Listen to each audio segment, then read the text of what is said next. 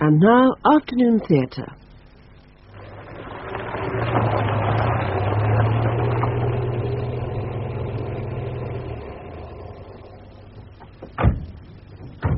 John Pullen plays Martin Chapman, with Jane Wenham as his wife Jill, in The Darkened Schoolroom by T.D. Webster. I suppose they are open. It's only 11. No towel on the pumps? Down at the barn, rattle some change or something. Nice fire.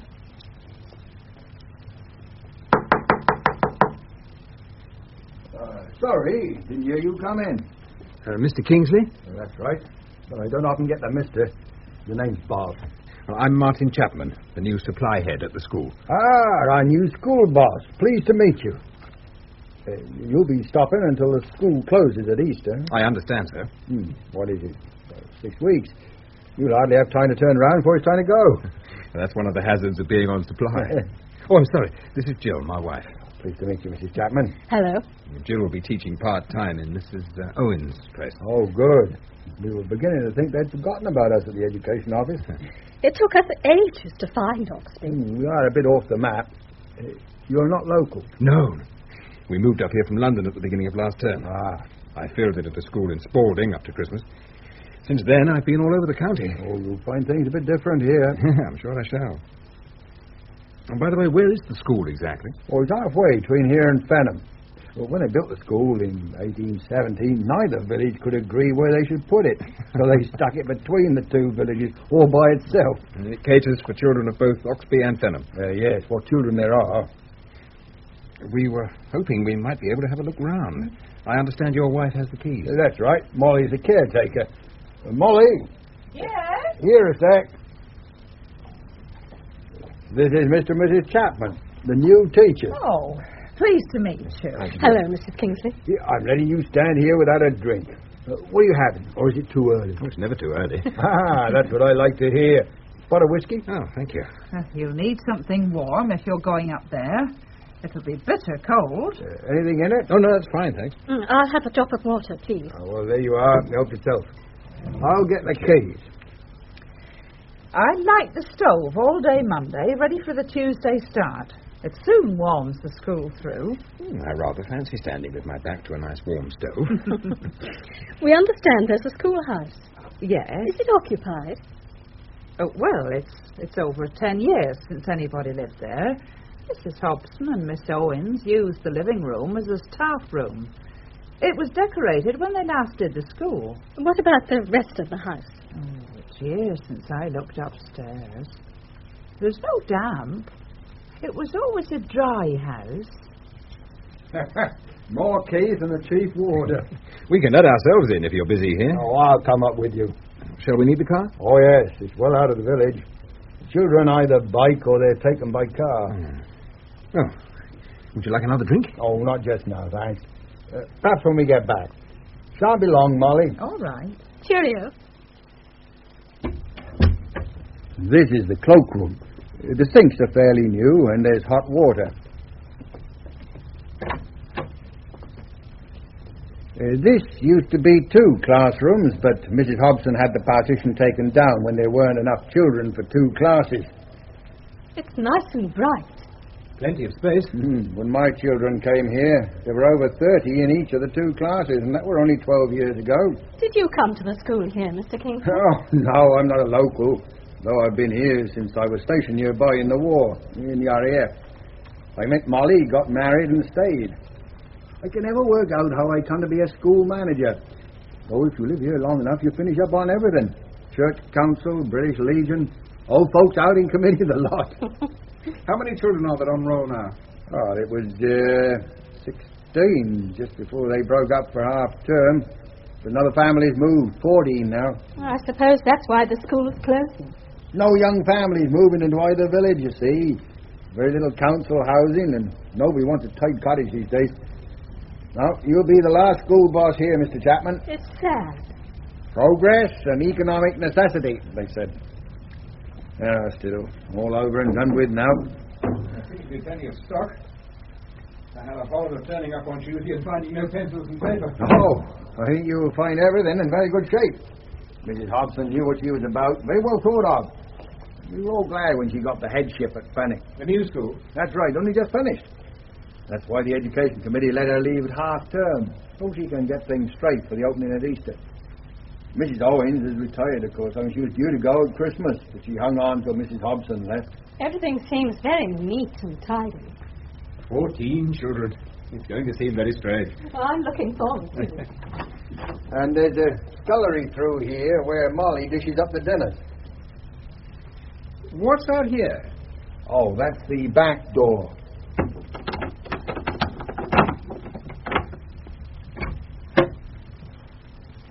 The toilets are across the playground there. And there's a bit of grass for them to run around on. Splendid isolation. It's a marvellous view. This is the only bit of high land for miles. The fens over that way and Lincoln to the north. What's that building through the trees over there? Old Fenham Hall. What's left of it. Not been lived in for 20 years. Used to belong to the Cross family. Who are they? Local squires? Well, they owned everything and everybody, I understand. Long before my time here. Molly can tell you all about the Crosses. Both her mother and her elder sister were in service at the hall at one time, and her father got to be head groom. And that's the schoolhouse? Yes, they liked the school boss on the premises in the old days. We were wondering if there might be a possibility of renting it. They're buying a new house in Granford. It was supposed to be ready for Christmas, but now they tell us it won't be finished until Easter at the earliest. If we moved into the schoolhouse, we could bring our furniture up here, and it would be all ready to move to Granford at Easter. It would save us a tremendous amount of bother. Well, I can't see any objections. The education office would have to give their permission. Oh, we've already sounded them out. They said it depended on the school manager. Well, there aren't many of us left. Cannon's in hospital, Jack Palmer has moved. That only leaves Miss Box at the shop, Tom Stott and me. Would they agree, do you think? I don't see why not. But before we say any more, we better have a look round, see what sort of state it's in. We'll go back through the schoolroom. The inside door leads into the house kitchen. Very handy being able to step straight from home right into your job.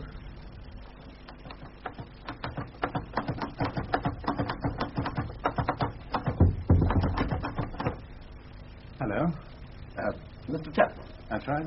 Andrew Smith. I'm the curate at St. Peter's. Oh, yes, pleased to meet you. Bob Kingsley said you'd be looking. Oh, I did intend to call on you on your first day, but I've been rather rushed filling in for Callan Butler. Well, you look as if you settled in very well. Yes. Feel as if I've been here years. I hope I'm not interrupting anything. No, nothing vital. I'm just catching up on admin. Only 14 kids on roll, but still, usual red tape. So we can wait. Come and meet Joe. More tea, Mr. Oh, dear, do I call you Reverend or Mr. or what? I prefer Andrew. In the village, I'm often addressed as curate. It makes me wince. I will have another cup, thank you. Do help yourself to cake. Oh, thanks. Well, I must say you've made this one very cosy. A bit of instant decorating. It was chaos last week. We did here, the bedroom and the kitchen all at one go. It's good to see the place lived in. I often drive this way at night. It used to look so forlorn. We like it, being all alone. Makes a change. Good. So you've settled to country life? Oh, very much so. And the children are lovely. Where do you live? I've got a couple of rooms at the rectory at Halesby. That's the big village beyond Fenham. Isn't that where the children from here are going after the closure? Yes, the extensions at the school are almost finished. You must be rather busy doing the canon's work and your own. There is another curate, Frank Hill. We're a group parish, 6 churches. We look after 3 each. Sort of a flying parcel. That's it, exactly.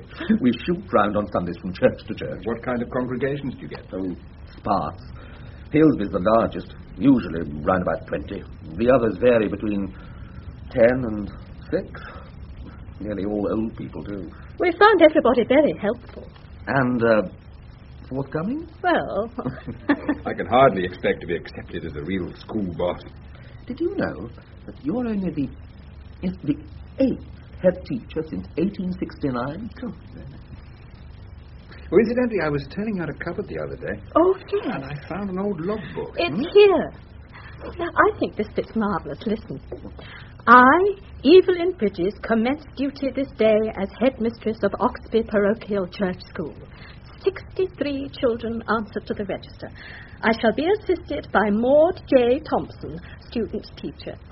It's dated August the 30th, 1902. May I see? Is this the only one you found? Yes, apart from the current one. Last entry, January 1904.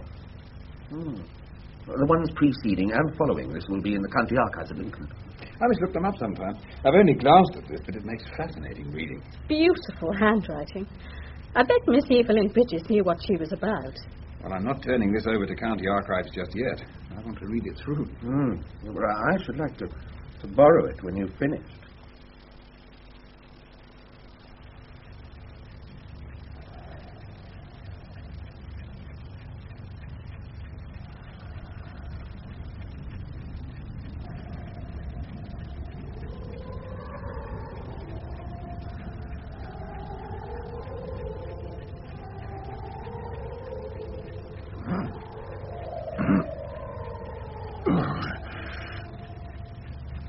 What's that?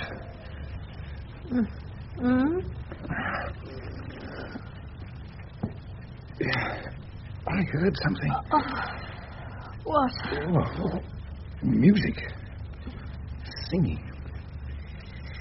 Did you leave the radio on? I heard singing. The radio, did you leave it on? Oh, you didn't have the radio on last night. Oh, you were dreaming. Lie down, you're letting in the cold. It was a dream. Turn off the light. Did you say singing? That's what it sounded like. He was dreaming. Well, it could have been the wind through the telegraph wires. It's often windy up there. It sounded like early one morning. Well, it was early, I'll give you that. 2 o'clock. Oh, you know. I know the tune, Mark. One or two of the lads get up there poaching. Singing poachers? Oh, what do you think, Molly? Are there any musical poachers in the village? Look, it's getting on for 9, Molly. You said you'd call and see Mrs. Bancroft. What's this about music? Martin thinks he heard singing in the night. Singing? The children singing early one morning. From the schoolroom? It came from downstairs, yes. I think it's the strain, the pressures of command, all those children. Yes. Excuse me, I shall have to be going. Oh, dear. Well, it's quiet tonight. Oh, well, this is about usual. We get a lot of car trade at the weekends, but not much midweek. Same old faces, then. You said you were going to show me how to play darts. All right. I'll come round that side. I'll partner you, and Martin can play with Eric. All right, Eric? Nice job there. What? Oh, yeah, right. Now, anybody who wants a drink can get their own. Right. Somebody move them up.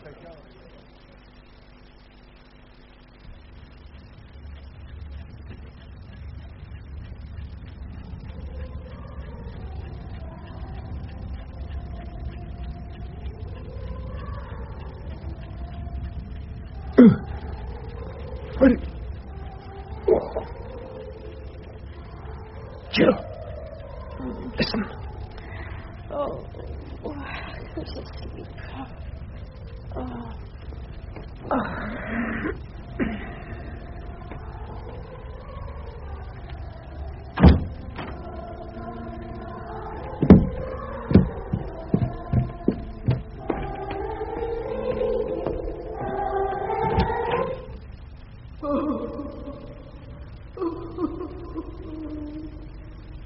My God.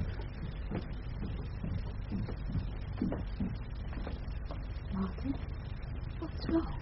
What are you doing? Didn't you hear it? Hear what? The singing. No, I didn't. Oh, it's freezing down here. Close the door. It was the same song. It stopped when I opened the schoolroom door. Then just for a few seconds I heard what sounded like a woman sobbing. Martin. I heard it, Jill. It wasn't imagination. Oh, it's cold. Let's go back upstairs. I heard something. Yes, all right, but let's go back to bed. You don't believe me? Love, I'm barely awake. From the moment we came here, I felt I don't know. A sense of something. A kind of quiet sadness. Haven't you felt it? No. It's something to do with Miss Bridges. How do you know that? Well, I don't know it. I feel it. You've spent too long studying that logbook. It'll sound ridiculous if you tell anybody. Do you think it sounds ridiculous? I didn't say that. Let's go back upstairs. Shall I make a hot drink? No, thanks. Turn the light off.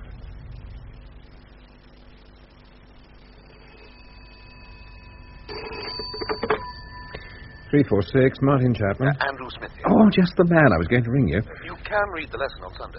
Yes, I suppose so. But it isn't that. Will you be calling round this evening? I can, yes. We're thinking of organising an Edwardian evening at the school. You know, kind of concert. Miss Bridges always used to list the songs she was going to teach the children in the logbook, and we could do some of those. But we'll need your help with any local performers. Yes, of course. It sounds a wonderful idea. Oh, by the way, I traced the logbook following the one you've got.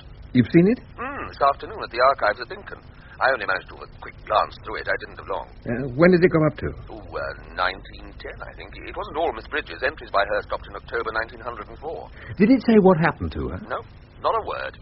A chap called Simpson took over and remained head until he retired in the early 1930s. Yeah. Oh, something else. I found an old chap at Azzelton who was actually taught by Miss B. No. How old is he? Getting on for 80. I can arrange for you to meet him if you like. Yes, I should like to. I'll fix it.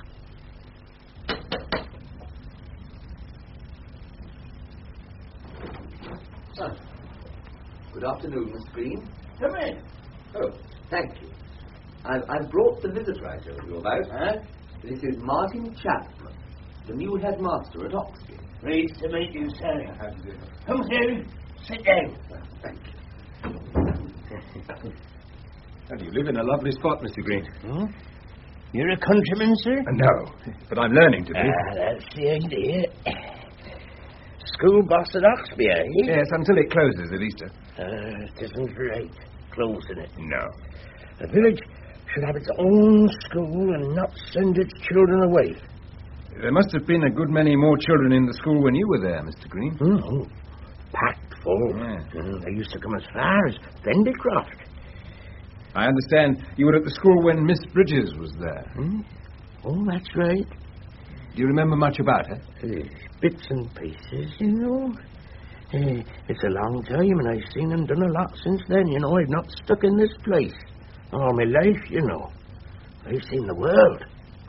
Enlisted in 1914 and stayed in the army till they kicked me out in 45. But you remember Miss Bridges? Oh, some things as clear as anything. How old was she? Oh, you're asking me something now. I mean, she seemed old to us, like teachers always do to children. I suppose she'd be, 35, 36. She always dressed very smart. A long dark skirt and a blouse with a high collar. She was a neat woman. Yeah, very nice looking. Strict, mind you. One or two rough old boys at the school in those days, she settled them very sharp. When she said jump, you jumped. She'd have us sitting like this, arms folded at the back. No backs to the benches to lean on, you know. You had to keep us straight back. Mind you, it did me no harm. Did she like music? That's what I remember most. The music. We had this little choir. Used to sing all over. We sang for Mr. Cross at the old times without number. Mr. Cross was the squire? That's right. He lived at Fenimore. She was a good woman. You know, in winter, when the weather was bad, she made soup in the morning before school. And it was there, waiting for us. There was plenty of them went to school, you know, with empty bellies. And she knew it. She did it herself, all out in her own pocket. You wouldn't say that now.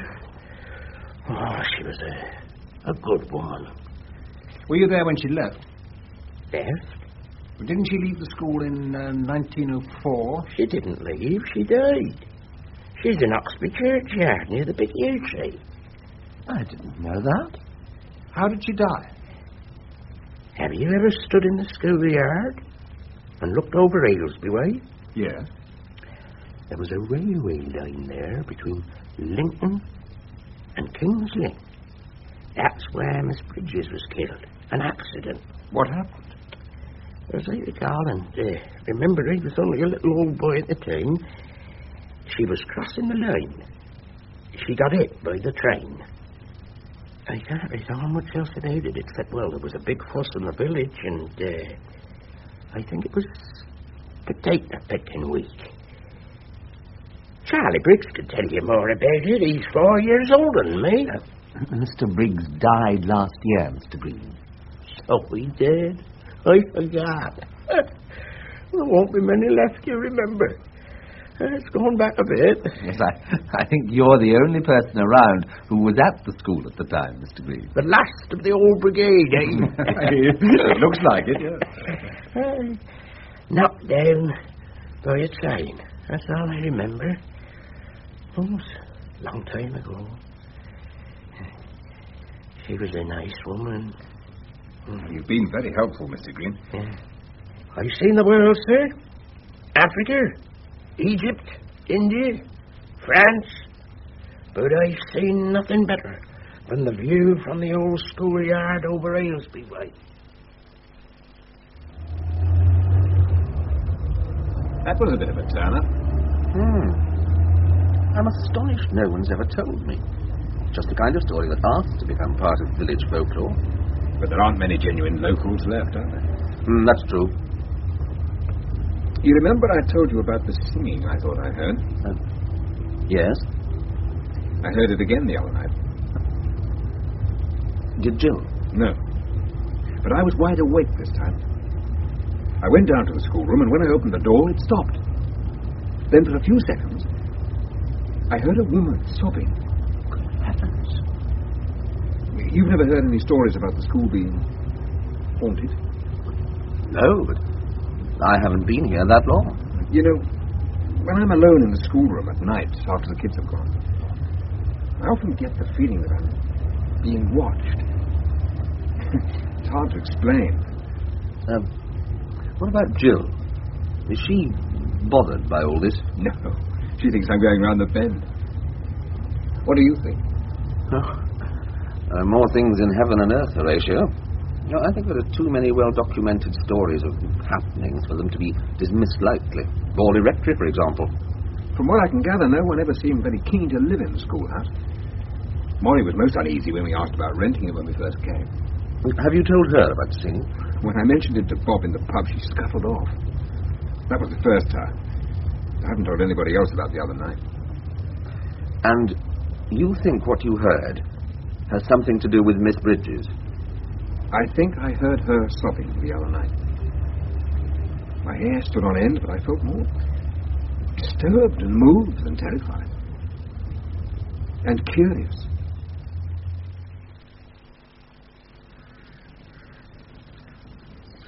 Evelyn Bridges, 1869 to 1904. Not much, is it? I thought there'd be a fancy inscription. Look at some of the others. I wonder who had it erected. A family, I suppose. But who looks after it? The Virgin, perhaps? I'm surprised Andrew didn't know it was here. Oh, I don't know. There are hundreds of graves. Oh, there he is, in his working tops for a change. Hello. On duty. I've got a wedding here in 20 minutes. So you found Miss Bridges? I expected to find it overgrown. Who keeps it like this? The verger says a middle-aged couple come up from Cambridge once a month to attend to it. Apparently they're distant relatives of Miss Bridges. Are they? Their name's in the visitors' book in the church, and their address, I think. I'd like to talk to them. Well, if they're only middle-aged, they must have been born years after Miss B died. Well, they're bound to know something about it. Oh, let me know if you find anything, will you? Oh, I must rush. By the way, I don't suppose you'd fancy coming along to augment the choir. Not today, thank you. It's only my second wedding. I don't want to have to do all the singing as well. It really is very good of you to let us intrude like this, Mr. Watson. Not at all. We're always glad to see visitors. Things tend to be rather quiet now that the children have gone. How many children have you? A son and daughter. Both flown the nest now. Mark is teaching in London, and Evelyn is at Reading University. Evelyn? After Miss Bridges? I suppose so, yes. I think you said something about an old school logbook over the phone. Yes. We found it at the back of a cupboard. It covers the time when Miss Bridges started at Oxford. Oh, we should have brought it. Yes, you must call and see it next time you come to Oxford. Yes, I should like to. Exactly what relation are you to Miss Bridges, Mr. Watson? Now, let me get it right. She was my maternal grandmother's sister. Oh, your mother's aunt? Yes, that's right. I can remember going with my father and mother to Oxford to look after the grave, a kind of family ritual. My daughter refers to it as our monthly grave raid. We've become very fond of Oxford. I'm sure if my wife can find the old papers I mentioned, you'll get a much fuller picture. Sorry I've been so long. There you I was are. beginning to think we'd lost them. When Mark was at college, he lent them to somebody who was doing a thesis on village school. Let me clear the table so we can see what there is. I'll move the tray. She must have been tremendously conscientious. Look at these lesson notes, right down to the last detail. Timetables. Oh, lecture notebook from college. She was a great believer in getting everything on paper. We've always been very impressed by the neatness. Nothing to beat the old copper-plate hand. Oh, yes, it's beautiful. There are lesson notes here that cover the time she was at Oxford. What's this? Oh, she took the children to see the old stocks outside the church. I did that last week. So much for modern methods. It looks as if a page has fallen out. Oh, that? No, it isn't a page, it's a note. And it's baffled us for years. May I look? Of course. Greatly regret, not possible tonight. Tuesday. There's no address and unsigned. Well, it clearly isn't her handwriting. Good quality paper. A subject of great family speculation. A romance, do you think? Well, it could be. Why isn't it signed? That's the bit that always fascinates us. There's something familiar about it. The handwriting, you mean? Yes, it must be. Perhaps you'll remember later. I'll make a photostat of this at the bank on Monday and send it on to you. Oh, thank you. Miss Bridges seems to have been surrounded by mystery and speculation. In what way? You know how she died? Only that she was knocked down by a train not far from the school. Do you know any more? Well, it appears that every Wednesday evening after tea, she used to visit a Miss Roberts, who lived in a cottage on the edge of the Fenham estate. She was the ex-governess of the Cross children. And on that particular evening, it was very foggy. She must have tripped and fallen just as a train was coming. Perhaps she stunned herself. Crossing the line to go and see Miss Roberts was part of an established routine. Every Wednesday at about 6 o'clock. What about the train? Didn't that come through at the same time every Wednesday? Yes, but it was due some time before 6. It was late because of the fog, so she didn't expect it. I see. Why was she buried in Oxby Church? Another family mystery. The Bridges hail from a village just outside Ely. There are dozens of them buried there. But Evelyn wasn't. We've never been able to understand it. We thought the people from the 2 villages might have asked that she be buried at Oxby. Although if they did, they didn't make much of a splash off the gravestone. That's true. No cherubs or angels. But it's a lovely spot in the churchyard, just there by the yew tree. Yes, it is. Sounds as if you learned quite a bit about Miss B. We filled in a few gaps. And Mr. Watson sent us a copy of The Mysterious Note. Yes. It's rather faint, but I think you can read it. Thank you. Odd. Did you tell the Watsons about early one morning? No, I didn't mention that. I'm not surprised. I think there's a direct correlation between the amount of drink consumed and the ghosts they're seeing. There's nothing like wifely sympathy and understanding, is there, Andrew? How's the Edwardian evening coming along? It'll be all right on the night, I suppose. Oh, it's going to be marvellous. The kids will all be dressed in period, and I'm playing the piano a la Miss Bridges in a long skirt and high blouse. Oh, somebody's lending Martin an Edwardian type Norfolk jacket. I saw Arthur Talbot from Halesby the other day. Oh, he's very keyed up. Yeah, he's singing Trumpeter, What Are You Sounding Now? With real trumpet played by Brother Fred. And I bet Mrs. Ada Rogers is singing Love's Guardian of Roses with Parted as an encore. It's going to be a swinging night. I thought it went really well. I do, really. I don't know how we got everybody in. Well, they'll be asking for a repeat performance in every village from here to Spalding. Well, Bob, I'm afraid there won't be time before we break up next week. Oh, is your house ready then? Well, not quite, but they're sure it will be finished for Easter. I'll believe it when I see it. Like to soon be busy packing. Don't seem 5 minutes since you came. I shall be sorry to go in many ways. Yes. Well, you'll be able to say you've known a real village school. There won't be any left soon. Seems a pity. I hope the children will settle at Halesville. I think they will. The boys are looking forward to having enough to play football. Mr. Chapman, I had to come over and tell you how much I enjoyed the show. Thank you. I'm Sarah Bingham's grandfather. Oh, Sarah. She told me you were coming. I thought it went a treat. And didn't they sing their hearts out? My missus had tears rolling down her face. Now, what are you drinking? And then Mrs. Chapman. Oh, that's very kind of you, but I think it's gone closing time. We don't bother ourselves unduly about closing time, do we, Bob? And it's a special night. Now, come on, what are you having? Phew! I thought we were never going to get away. The penalty of fame. My public. Oh, but they were nice, weren't they? What time is it? 12:30. I bet they're still drinking down there. Want anything to eat? I'm going to make some coffee. Oh, no, nothing for me, thanks. Oh, it's cold. I thought it seemed mild outside. I'll put the fire on. Bitter. My God. You can hear it? Yes. Oh, Martin, let's get out. It's all right. Just keep still and listen.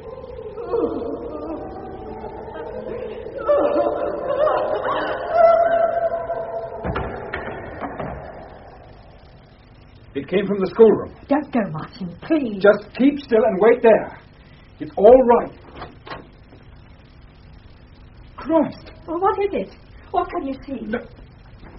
Don't look. What is it? Martin, what is it? Don't go in. But I can't see anything. There's nothing. Martin, what did you see? She was hanging from that rafter by a rope. Long dress, hair almost to her waist. I couldn't see her face. What was the crash? She stood on a chair, then kicked it away. Miss Bridges. Yes. Oh. Let's go back into the kitchen.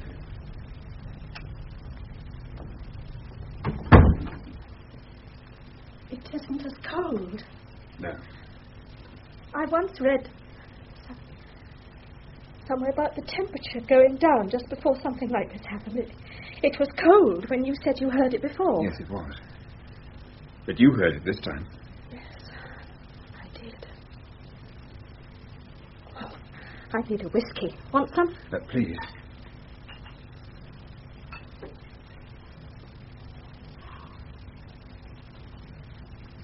Martin, what you saw, it could have been the moonlight through the trees. I saw it. She hanged herself. It was as real as the singing. Oh, why? I think in some way we've stirred something up. Something that's always been here. We found the logbook, we've talked about Miss Bridges, we've read what she wrote. In some way we've generated, I don't know, a feeling that's manifested itself. You think Miss Bridges committed suicide? I saw her. Well, her body was found on the railway line. That doesn't mean she died there. Someone must have moved the body. But why? Where's the logbook? Well, it's here. Why, what's wrong? Where is it? Look at that. School visited 17th June 1904. Everything found to be satisfactory. Signed, Howard Cross, chairman of the managers. Look at the handwriting. It's exactly the same as the note the Watson sent us. I knew I'd seen the writing before. The school managers visited the school regularly. When they did, they made some sort of entry in the logbook. Howard Cross? He lived at Fenham Hall. So Miss Bridges was having an affair with him. Yes. Something drastic must have gone wrong. It would have been very easy for him to visit her here at night. She may have got pregnant, or he packed her in. The scandal would have been enormous if they'd been found out. Poor Miss Bridges. She must have been absolutely desperate. What she felt was intense enough to recreate what happened here tonight. Molly will know all about the Cross family. I've always had the feeling that she knows more than she lets on. Are you going to tell Andrew? No. He can't help, can he? Help? He can't tell me why she did it or what happened. And you have to know. Yes, I do.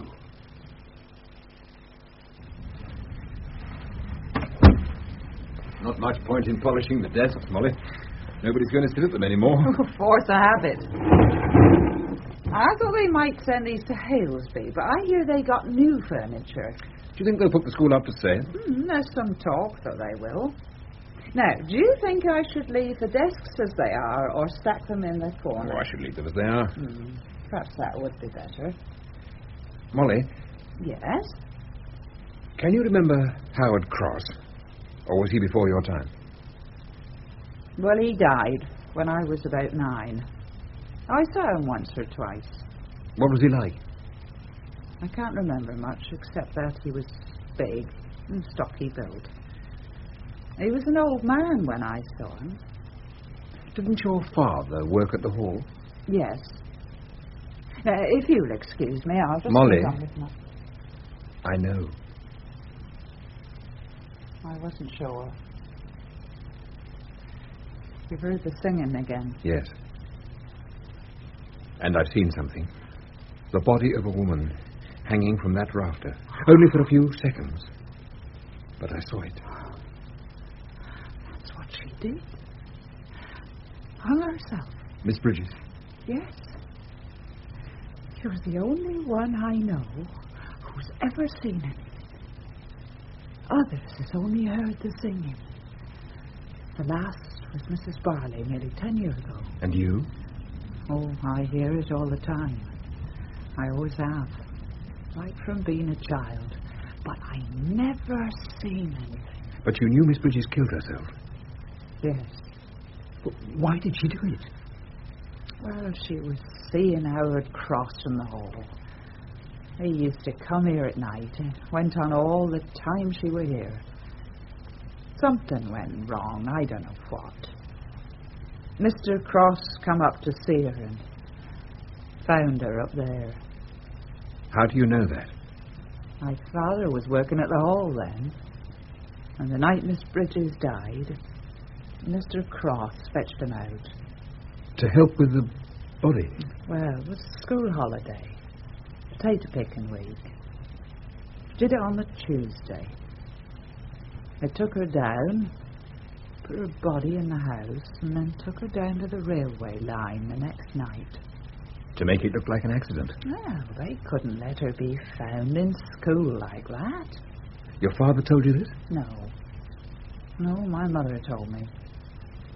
Father only told her just before he died. Now, it troubled him having to help like that. Did he stay at the hall? He became head groom. And he was left money when Mr. Cross died. When was that? 1931. There was no one to take over the hall. It went to a cousin in Australia. Now, he sold it. Does Bob know about Miss Bridges? Oh, yes. He never said anything to us. Well, we didn't know what to do. We weren't sure you'd ever hear anything. Not everybody does. What about when somebody buys the school? Will you tell them? I don't know. I've not heard anything since. Perhaps she's at rest? Yes. It was never anything bad. It was never meant to harm. Yes, I realize that.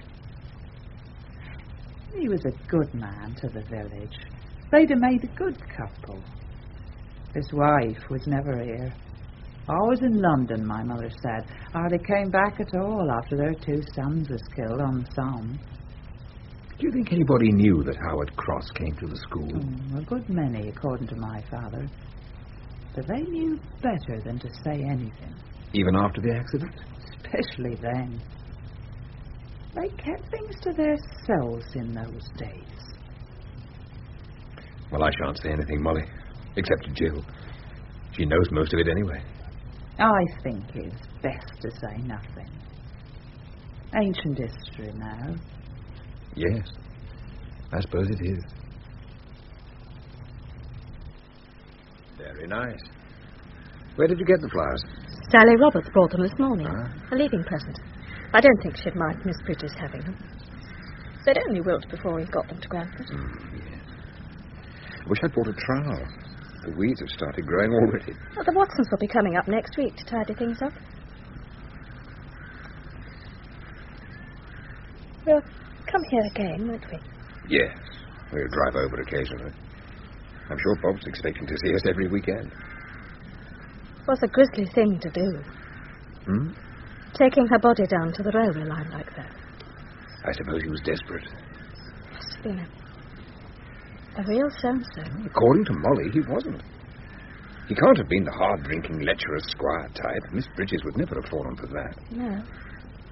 No, I don't think she would. I shall always think of her sitting alone, waiting for him. Well, we'd better get back to the house. The removal van will be here at 2. Living in a town again is going to seem odd. No strange noises in the night on Cherry Hall Drive. No strange anything. Predictable security with all mod cons. Isn't that what you want? Yes. Yes, I suppose so.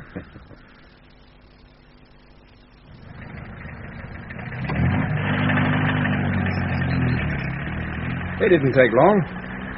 At this rate, we'll be installed in Cherry Hall Drive by tea time. Did you give them a tip? I'll give them something when they've unloaded. Oh, we'd better get after them. Oh, plenty of time.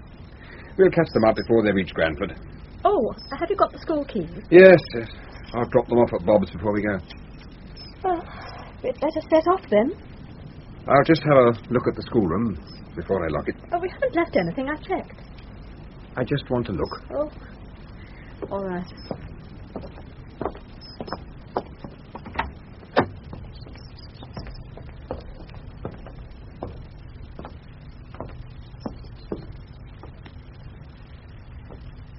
We shall never be closer to any children than we've been here. No. Wonder who'll buy it. Nobody local. You know what crossed my mind the other night? Putting in a bid for the school? 2 minds. You weren't serious. Oh, just a passing thought. It wouldn't work. Because of Miss B? Partly. It was all right when we were teaching here. We belonged then. If we stayed, it wouldn't be the same. I sometimes feel that the past is stronger than the present in Oxby. I don't think I could live with that. Not all the time. Somebody will buy the school, tear it apart, and make it into a fancy weekend retreat. Good luck to them. They'll never know what we've been through, so they can sleep in peace. You think she's gone? Yes. Pity we can't leave a plaque in memory of the ghost of Evelyn Bridges. Oh, poor Miss Bridges. Yes. Poor Miss Bridges. Come on. Let's go.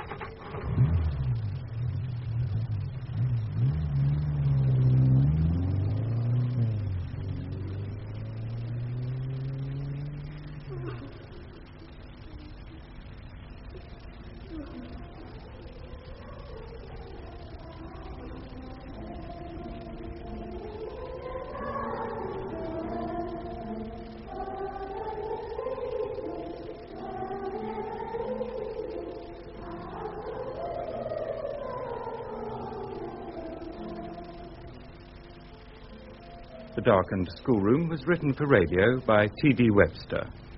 Martin was played by John Pullen and Jill by Jane Wenham. Bob Kingsley was Garrard Green, Molly Kingsley, Anne Jameson. Andrew Smith, Michael Deacon, Mr. Green, Peter Woodthorpe, Mr. Watson, Michael Shannon, and Mrs. Watson, Maddie Head. The play was produced by Harry Catlin.